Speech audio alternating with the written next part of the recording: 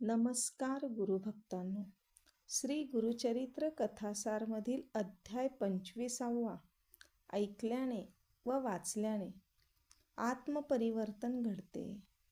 अहंकार माणसाचा खूप मोठा शत्रू आहे, तर विनम्रता सर्वात मोठे सामर्थ्य आहे. या अध्यायामुळे नम्रता, साधेपणा, निरंकार वृत्ती विकसित होईल.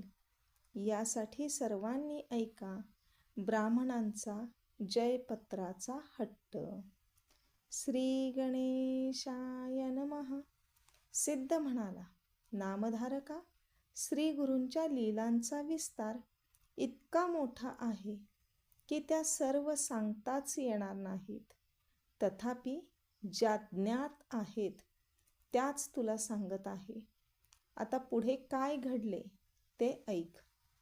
विदुरा नगरीचा यवन राजा स्वभावाने अतिशय क्रूर होता. तो ब्राह्मणांचा द्वेष करायचा, प्राण्यांच्या हत्या करायचा. आपल्या सभेत ब्राह्मणांमध्ये वादविवाद घडवून आणायचा. त्यांच्याकडून वेद म्हणवून घ्यायचा.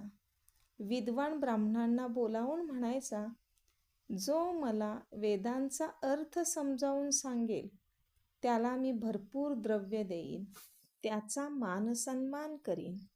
त्यामध्ये जे ज्ञानी असायचे ते आम्ही वेदज्ञ नाही असे म्हणून निघून जायचे, पण जे लोभी असायचे ते मतिहीन त्या दुष्ट यवनापुढे वेदशास्त्र वाचायचे. तेव्हा यज्ञकांडाचा अर्थ ऐकताना तो राजा कुत्सित हसून म्हणायचा, काय हो, तुम्ही यज्ञामध्ये पशुहत्या केलेली चालते, मग आम्ही पशुहिंसा केली म्हणून काय बिघडले? तुम्ही हिंदू स्वतः काय करता ते पाहत नाही, दुसऱ्यांना मात्र दोष देता.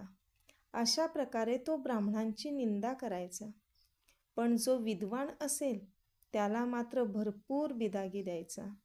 त्यामुळे वेदशास्त्रात निपुण असलेले देशोदेशीचे अनेक ब्राह्मण द्रव्याच्या लालसेने त्याच्याकडे जायचे. एके दिवशी 2 ब्राह्मण विदुरा नगरीत आले. यवन राजाची भेट घेऊन आपली कीर्ती सांगू लागले. ते म्हणाले, आम्ही 3ही वेद उत्तम जाणतो. त्या बाबतीत आमच्याशी वाद घालून आम्हाला जिंकील असा तोलामोलाचा विद्वान अजून तरी भेटलेला नाही. आमच्या विद्वत्तेचा सर्वत्र दबदबा आहे. येथे कोणी वेदज्ञ असल्यास त्यांची आमच्याशी 4ही वेदांवर चर्चा घडवून आणावी. राजासाठी ते एक आव्हानच होते. त्याने आपल्या नगरातील सर्व विद्वान ब्राह्मणांना त्वरित बोलावून घेतले व म्हणाला, तुम्ही यांच्याशी चर्चा करा. तुमच्यापैकी जे कोणी वादात जिंकतील त्यांना मी अपार द्रव्य देईन. तेव्हा आलेले ज्ञानीजन म्हणाले, हे 2ही ब्राह्मण प्रकांड पंडित आहेत. यांची विद्वत्ता खूप थोर आहे. आम्ही यांच्याशी काय वाद घालणार? आपल्या नगरातील विद्वान पंडितांनीही त्यांना मान दिलेला पाहून राजाने त्या दोघांचा मोठा गौरव केला. त्यांना ब्रह्मवृंदांचे प्रमुख म्हणून घोषित केले. त्यांची हत्तीवरून मिरवणूक काढली. राजाकडून प्रतिष्ठा प्राप्त झाल्यामुळे त्यांना मोठा गर्व झाला. ते राजाला म्हणाले, आम्हाला वाद घालण्यासाठी कोणी मिळतच नाही, मग आमचे श्रेष्ठत्व कसे सिद्ध होणार? आमचे शिक्षण व्यर्थ झाले असे वाटू लागले आहे, म्हणून आम्ही दिग्विजयासाठी जाऊ इच्छितो. आम्ही सर्वत्र हिंडून ब्राह्मणांशी वाद घालू.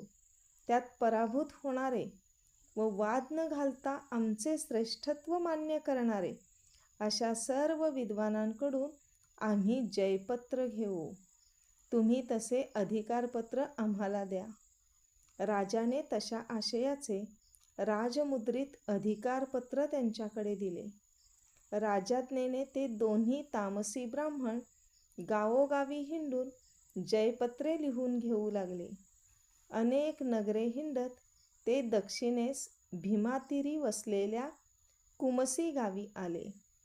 तेथे लोकांकडे चौकशी करता त्यांना त्रिविक्रम भारतीचे नाव कळले. म्हणून त्यांनी त्याची भेट घेतली व म्हणाले, तुम्ही स्वतःला त्रिवेदी म्हणविता ना? मग आमच्याशी वाद घाला, नाही तर जयपत्र लिहून द्या. त्रिविक्रम भारती सुज्ञ होता. तो विनम्रपणे म्हणाला, अहो, मी त्रिवेदी आहे हे तुम्हाला कोणी सांगितले? मी अज्ञानी संन्यासी आहे. भिक्षेवर उदरनिर्वाह करतो. मी वेदज्ञ असतो तर येथे अरण्यात कशाला राहिलो असतो? मी राजांकडून मान मिळवला असता. तुमच्यासारखे सुखोपभोग घेत आरामात जगलो असतो.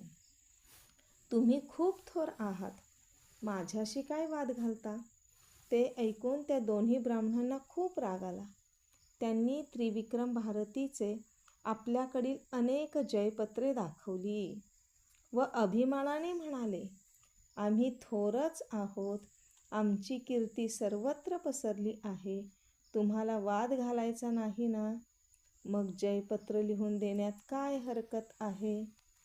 त्रिविक्रम भारतीने त्यांना परोपरीने समजावले, पण ते ऐकेनात. त्रिविक्रम भारतीचा नाईलाज झाला.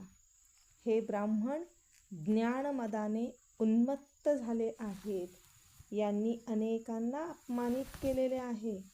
या उर्मटांना शिक्षा करायलाच हवी. असा निश्चय करून तो त्यांना म्हणाला, द्विजवर्य, माझे गुरु नृसिंह सरस्वती स्वामी महाराज गाणगापुरास आहेत. तुम्ही माझ्याबरोबर तेथे चला.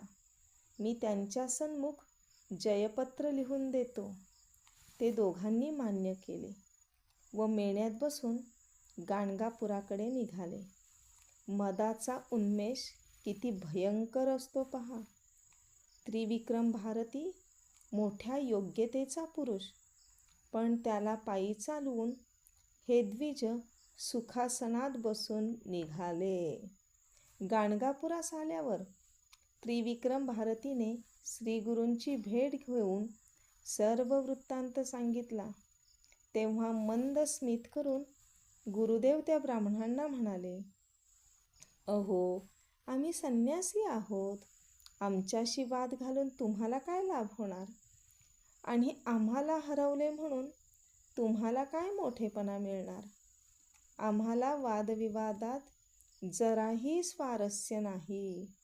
श्रीगुरूंनी त्यांची समजूत काढून त्यांना परावृत्त करण्याचा प्रयत्न केला, पण ते ऐकेनात. जयपत्र मिळवणे ही आमची प्रतिष्ठा आहे.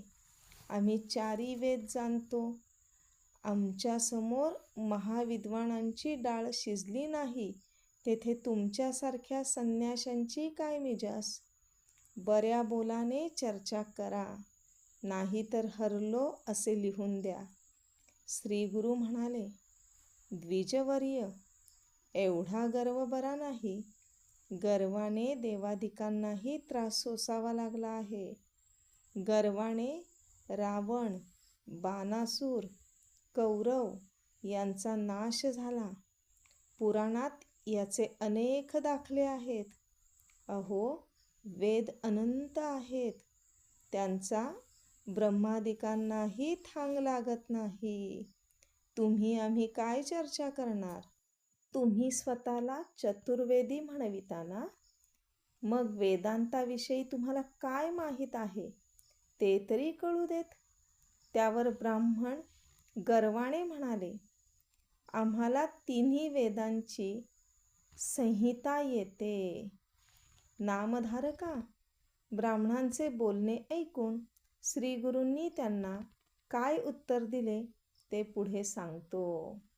आपल्याला अध्याय आवडला आहे तर व्हिडिओला लाईक करा व चॅनलला सबस्क्राईब करा आणि ऐका पुढील अध्याय. दत्तगुरूंच्या कृपेने तुमच्या सर्व मनोकामना पूर्ण होवोत. श्री गुरुदेव दत्त.